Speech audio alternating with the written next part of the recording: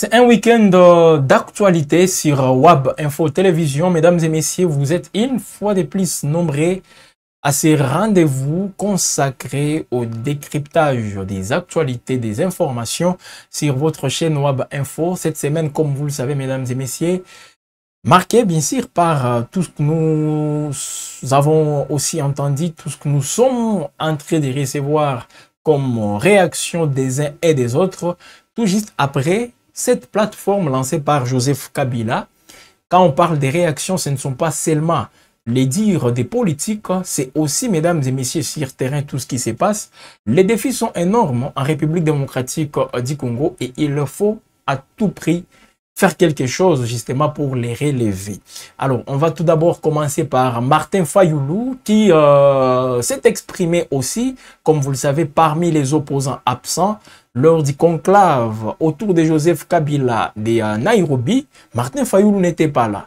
Et les leaders de l'ECD et de la coalition Lamuka s'est exprimé justement avec tout ce qui se passe, tout en précisant que Martin Fayoulou est parmi ceux-là qui avaient aussi parlé de cette coalition. Les premiers, voilà, à parler des Sauvons la République démocratique du Congo, parce que les gens parlent beaucoup plus du pasteur Coutinho Fernando, mais il y a aussi Martin Fayoulou qui avait même lancé une plateforme appelée Sauvons la République démocratique du Congo. En image, comme vous pouvez le constater, là c'était en 2024, précisément au mois de février, lorsque Martin Fayoulou avait lancé un truc appelé Sauvons la République démocratique du Congo en danger. Parce que la RDC pour Martin Fayoulou est en danger et il faut à tout prix sauver cette république. Là, c'était, comme je suis en train de le dire, en 2024, au mois de février, que Martin Fayoulou avait lancé cette plateforme. On peut revenir avec cette image, justement, comme vous le voyez, c'était avec ces militants de l'ECD et de la coalition Lamuka. Et là, la guerre faisait déjà rage en République démocratique du Congo. Imaginez, on revenait tout simplement des élections de décembre 2023 et Martin Fayoulou, lui, il avait constaté que les choses ne marchaient pas, surtout avec la situation sécuritaire dans l'est du pays. Voilà, sauvons la RDC du danger. C'est les membres de l'ECD, voilà. On voit les secrétaires Devos Kitoko et Martin Fayoulou. Donc, il avait déjà parlé de cette histoire.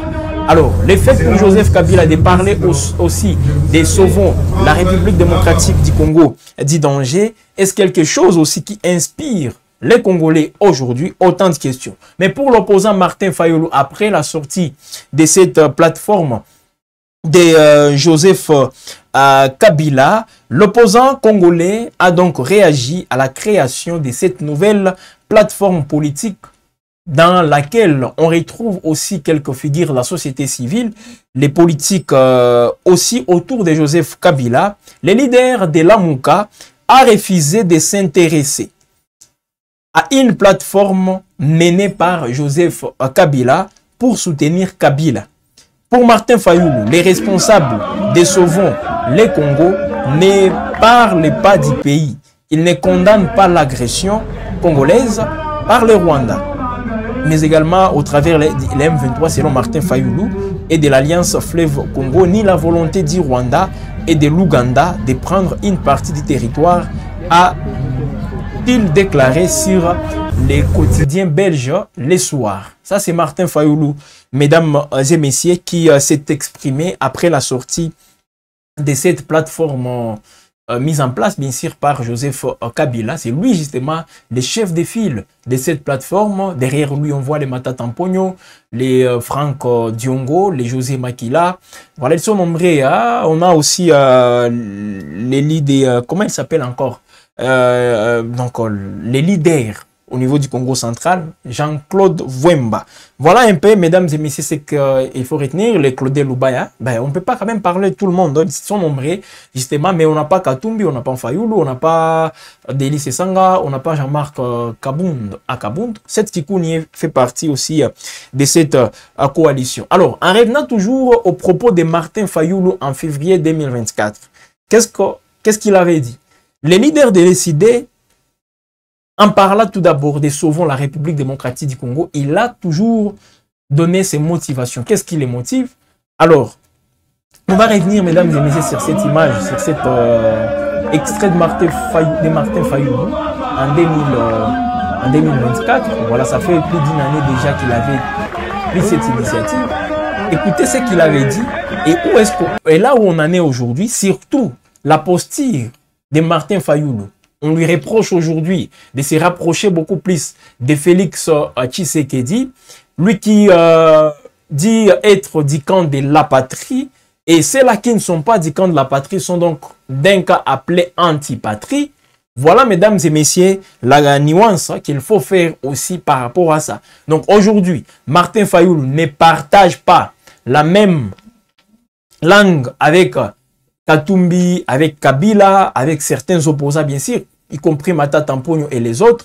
Pourquoi? Parce que lui, on lui reproche d'être un tout petit peu de connivence avec le président Félix Tshisekedi, que ses opposants sont en train de combattre aujourd'hui. Alors, Martin Fayulu, tout d'abord, il avait tenu quand même des propos pour proposer les pistes de solutions tout juste après les élections de 2023. Suivez Martin Fayulu dans cet extrait, mesdames et messieurs, qui date de février 2024.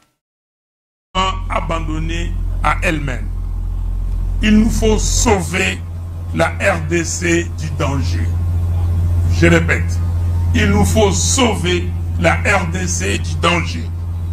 Le danger d'implosion et de balkanisation, ainsi que le danger des crises politiques récurrentes dues à la contestation de la légitimité des institutions et de leurs animateurs.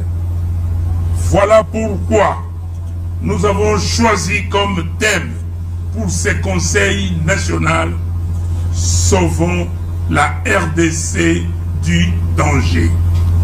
L'exercice consistera donc à mener une réflexion profonde à l'issue de laquelle nous allons régénérer de manière à prendre les taureaux par les cornes et offrir un espoir à notre peuple désespéré. C'est notre citoyen. En ces moments critiques de notre parcours politique, nous devrions sortir de ce conseil national davantage soudés, des citoyens plus qu'engagés, vigilants, plus que jamais déterminés à relever les défis de leur génération afin de barrer définitivement la route à ceux qui veulent maintenir notre peuple dans l'esclavage. C'est pourquoi il n'y a pas de place à la lassitude ou à un quelconque découragement au sein de l'idées. Au contraire, travaillons, travaillons et travaillons. Notre peuple veut et tient à un véritable changement.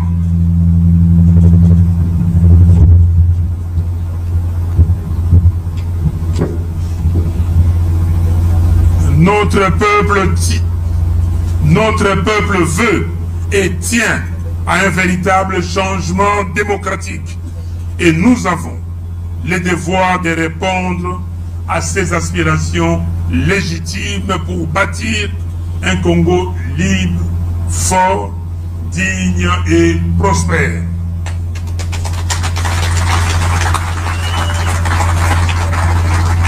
Je suis conscient que le combat sera... Voilà, mesdames et messieurs, ces propos de Martin Fayulu datent de février 2024, lorsque son parti politique Engagement citoyen pour le développement SID en sigle avait justement organisé son conseil national avec comme thème « Sauvons la République démocratique du Congo du danger ». Alors, aujourd'hui, les opposants qui se sont réunis à Nairobi, justement, traitent Martin Fayulu, les qualifient plutôt d'un allié du pouvoir, de Félix Tshisekedi, mais ils ont repris les mêmes noms. Alors, je ne sais pas qu'est-ce qui les a motivés, mais tous, mesdames et messieurs, parlent de la République démocratique du Congo. Je crois que c'est ce qui doit beaucoup plus nous intéresser. Je ne vois pas où est le mal si Kabila revient sur les noms sauvant la RDC du danger. Martin Fayulu aussi, on peut revenir aussi en arrière. Donc lui aussi, il avait copié les pasteurs Coutinho Fernando, les pères de l'actuel ministre de la Jeunesse. C'est ce qu'on peut dire. Donc, en quelque sorte, mesdames et messieurs, c'est la République démocratique du Congo. Et quand quelqu'un veut sauver la République démocratique du Congo, je ne vois pas où elle est mal. Mais là où on doit se poser beaucoup de questions, c'est par rapport à l'intention. Quel est le contenu? Comment les opposants, ou je ne sais pas quelle figure politique, comptent aussi se lancer dans cette quête, voilà, de vouloir bien sûr sauver la République démocratique du Congo. C'est ce qu'il faut se poser. Martin Fayulu, lui, il comptait organiser aussi des manifestations comme il en a fait justement dans ces pays. Il comptait aussi se rapprocher de quelques opposants. Là, c'était après les élections que lui-même avait perdu, que tous les opposants avaient perdu face à Félix Tshisekedi. Rappelez-vous, après 2023, c'est à ce moment-là que Martin Fayulu avait organisé ceci. Donc, nous revenons, mesdames et messieurs, sur ces propos. Pourquoi? C'est pour aussi calmer les esprits des uns et des autres qui sont aussi surchauffés aujourd'hui. Inutile de, en tout cas, de se chamailler, de dire je ne sais pas quoi. Loin de moi l'intention aussi de vouloir créer un climat aussi de cohésion au sein de l'opposition, non? Mais je parle là je m'intéresse au statut de ces Congolais qui veulent sauver la République démocratique du Congo. Tout comme dans les cas présidentiels, quelqu'un peut se réveiller aujourd'hui et vouloir sauver la République démocratique du Congo. Ce n'est pas interdit. Moi, je pense même que c'est un geste patriotique. Si réellement les opposants ou même, je ne sais pas qui d'autre, les fait avec sincérité et avec bonne foi. Voilà un peu ce qu'on peut quand même retenir. Parce que là, Martin Fayulu qui rejette catégoriquement la main tendue de Joseph Kabila. Joseph Kabila qui est aujourd'hui le président de la plateforme Sauvons la République démocratique du Congo, que les pouvoirs de Félix Tshisekedi qualifient des rebelles, chefs de file de l'AFC M23 et même condamnés pour ça. De l'autre côté, dans la même optique, c'est Moïse Katumbi qui, bon, on ne voit pas Moïse Katumbi aussi en odeur de sainteté avec Joseph Kabila dans cette plateforme. Voilà, Moïse Katumbi qui n'est même pas dans cette plateforme justement. Donc, ils sont divisés sur ces points et c'est par rapport, mesdames et messieurs, à la succession au pouvoir après 2028. 2028, les opposants sont en train d'y penser. Kabila, Fayulu, Katumbi, tous ces opposants aujourd'hui, leurs yeux sont rivés sur 2028. Mais avant 2028, il faut d'abord se rassurer aussi que les Congolais sont dans une bonne posture pour aller se présenter aux élections. Ça, il faut le dire. Mais je ne suis pas ici en train d'encourager ceux-là qui pensent qu'on n'ira pas aux élections en 2028 parce qu'une partie de la République sera en guerre ou occupée. Non. Il faut enlever ça, en tout cas dans l'opinion. Pourquoi je l'ai dit? Parce qu'avec ce qui se passe aujourd'hui, rappelez-vous, mesdames et messieurs, en 2023, nous sommes allés aux élections sans Rutshuru, sans Masisi. Jusqu'aujourd'hui, Masisi et Rutshuru, les gens n'ont pas encore été enrôlés. Donc, les électeurs, on n'a pas des électeurs là-bas. Ils n'ont pas de carte d'électeurs. Nous sommes allés aux élections de 2023 sans Masisi et Rutshuru. Et ce sont ces élections qui ont permis à Félix Tshisekedi de rester au pouvoir jusqu'à aujourd'hui. Disons-le ainsi. Alors, quel est cet argument qui va convaincre les Congolais pour ne pas aller aux élections en 2023, en 2028 plutôt? Parce que Goma, Bukavu peut-être sont occupés. Alors, peut-être Goma et Bukavu ne seront plus occupés, disons-le ainsi. Peut-être. La donne peut tout de même changer. Donc, c'est là qu'ils commencent déjà à réfléchir à un glissement ou je ne sais pas quoi. Ils sont en train de se tromper. Ils sont en train de se tromper par rapport aux faits qu'on a déjà vécu dans ces pays. Les faits en 2023 et ce qui se passe aujourd'hui, je crois que ce n'est pas très différent. Donc, si vous voulez, vous pouvez aller même aux élections sans Goma et sans Bukavu. Comme ça s'est fait aujourd'hui, beaucoup de choses échappent. Les gens de Goma et de Bukavu. Chacun est dans son coin. C'est ça aussi la vérité. Donc, inutile de se lancer dans des calculs politiciens pour encore tromper l'opinion. Ce n'est pas important.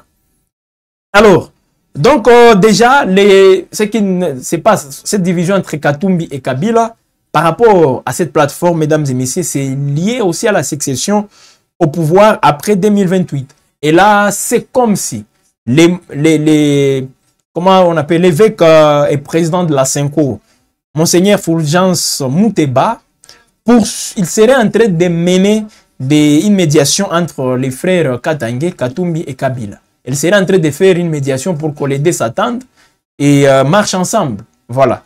Alors, pour le gouvernement congolais, l'opposition armée réunie à Nairobi s'est auto-exclue du dialogue intercongolais. C'est ça aussi la réalité. Donc, pour le gouvernement congolais, l'opposition s'est exclue du dialogue intercongolais. Donc, on écarte déjà les Katumbi, les Kabila, tous ces gens-là qu'on a vus à Nairobi. C'est Mouya d'ailleurs qui l'a dit, sont en train de s'écarter, donc sont déjà écartés du processus qui pourrait peut-être intervenir, qui pourrait voir le jour d'ici là. Et là, on parle bien sûr du dialogue intercongolais. Voilà un peu, mesdames et messieurs. Mais sur terrain, les choses marchent comme on ne peut même pas les souhaiter. Voilà, je vous ai dit des combats qui continuent aussi au niveau du Nord Kivu, précisément à Rutshuru. Il y a toujours des combats, il y a toujours des échauffourées, ça et là. Malgré la signature d'un cessez-le-feu ou d'un mécanisme de suivi de cessez-le-feu à Doha. Pendant ce temps, à Kinshasa, on nous parle d'une cérémonie, d'une célébration, voilà, du 50e anniversaire, hein, voilà, du combat Ali Foreman. Voilà, dans ces pays, il y a beaucoup de choses. Donc, je ne peux pas parler aussi d'une distraction quand même, non. Mais, en quelque sorte, on doit se poser des questions. Quelle est l'urgence? Quelle est l'opportunité dans tout ce que nous faisons? Est-ce qu'aujourd'hui, parce que je crois qu'il y a des moyens qu'on a déboursés pour cette célébration, 50e anniversaire du combat Ali Foreman. Voilà. Et là, c'est avec l'arrivée de Mike Tyson, voilà, avec le drapeau de la République démocratique du Congo en main, visage souriant, voilà, on a même quelques extraits qu'on peut vous illustrer tout simplement à l'arrivée de Mike Tyson à Kinshasa, très décontracté. Voilà, mesdames et messieurs, Mike Tyson qui est arrivé donc à Kinshasa. C'est là grâce aussi à un promoteur, et un promoteur d'Ivo international, donc Deo Kassongo, beaucoup de choses quand même. Alors, il voulait déjà visiter les rues de Kinshasa à pied, mais nous l'avons empêché vu la fatigue de l'avion. Il a le souci de tout découvrir sur le Congo à partir de Kinshasa. C'est ce qu'a déclaré bien sûr un membre de l'organisation. Donc, Mike Tyson est à Kinshasa et voilà les histoires qui se passent. Il n'y aura pas d'élection, messieurs, nous dit Didier Loseke. Pourquoi il n'y aura pas d'élection? Pourquoi? Donc, vous voulez que, comme peut-être, c'est les partisans de Félix Tshisekedi, les gens qui veulent toujours voir Félix Tshisekedi rester au pouvoir, qui disent ceci. Donc, il n'y aura pas d'élection. Pourquoi? Qu'est-ce qui empêche à ce que les élections aient lieu dans ces pays? Dites-nous, dites-les, cher Didier Loseke, je suis très content de te lire, salut à toi, mais pourquoi il n'y aura pas d'élection, cher Didier? Pourquoi? Les mêmes raisons que vous allez avancer, je suis sûr et certain, sont les mêmes qui devraient être avancées en 2023. Et pourtant, nous sommes allés aux élections. Pourquoi il n'y aura pas d'élection? Parce que ces élections vont pousser Félix Tshisekedi à quitter le pouvoir et vous voulez toujours qu'il reste là. Pourquoi il n'y aura pas d'élection, Didier? Parce que le pays est en guerre. Il répond directement. Parce que le pays est en guerre. Mais le pays était en guerre en 2023. Je ne sais pas si vous le savez. Le pays était en guerre. Bunagana était occupé. Rutshuru, Masisi et une partie de Nyiragongo étaient occupés. Mais les gens sont allés aux élections. Alors, quelle est la guerre que vous parlez? Oui, nous sommes en guerre. Et nous sommes allés en guerre pendant les élections. Non, nous sommes allés aux élections pendant la guerre. Donc, on peut aller aussi aux élections. Ce n'est pas une excuse. Enos Kiunga, salut, nous sommes à votre écoute à partir de Chikapa. Salut, cher Enos. Nous sommes aussi très contents de vous lire, mais aussi Didier Loseke. C'est très bon en tout cas de nous écrire. Nous sommes très contents de vos réactions. Voilà, mesdames et messieurs, la situation de l'air. Alors, nous sommes en train de terminer lentement mais sûrement cette production sur Web Info Télévision. Mesdames et messieurs, en vous appelant à vous abonner. C'est très important. Je l'ai toujours dit, abonnez-vous pour ne rien rater en ce qui concerne l'actualité sur Web Info. Ici, nous parlons actualité, nous décortiquons les faits. Aujourd'hui, c'est vrai, on est en train aussi de suivre de très près tout ce qui se passe sur les différentes lignes de front. Et on pourra peut-être revenir. Hein. Pendant la journée, un échange aussi avec un invité pourra intervenir sur l'actualité toujours. Voilà, donc un week-end aussi dans lesquels voilà, nous allons vous accompagner, mesdames et messieurs, en décortiquant les informations ici sur Web Info Télévision. Voilà pourquoi il faut s'abonner. Activez la cloche de notification. Cette cloche qui va vous permettre d'être toujours alerté lorsqu'il y aura de nouvelles productions. Voilà donc, il faut rester toujours en alerte sur Web Info en activant la cloche des notifications. Voilà Didier Loseke qui revient. La guerre de 2023 n'est pas pareille à celle qu'on a aujourd'hui. Quelle est la différence? Vous disiez c'était la FCM23 en 2023, n'est-ce pas? C'était le même groupe. C'était, pour certains, c'était le Rwanda. Vrai ou faux? Donc la RDC est en conflit avec le Rwanda et c'est le même conflit jusqu'à nos jours. Alors pourquoi vous voulez changer tout simplement? Voilà un peu, mais quand même, hein, je suis très content de lire Didier Loseke. Voilà, pour le reste, on va continuer après. Hein, voilà, donc on va continuer en train de discuter sur l'actualité. C'est très important, cher Didier, ne vous en faites surtout pas. Web Info, on est là, c'est une famille, c'est une communauté que nous formons avec vous. Et à tout instant, on peut échanger. Bien qu'on peut avoir quelques divergences, c'est pas mauvais, mais c'est dans les chocs d'idées où jaillit la lumière, comme on le dit toujours. Merci à Thomas Zawadi qui nous a réalisé. Commentez toujours et partagez. Surtout faites des j'aime aussi sur cette production de Web Info. Prenez bien soin de vous, mesdames et messieurs, et à très bientôt.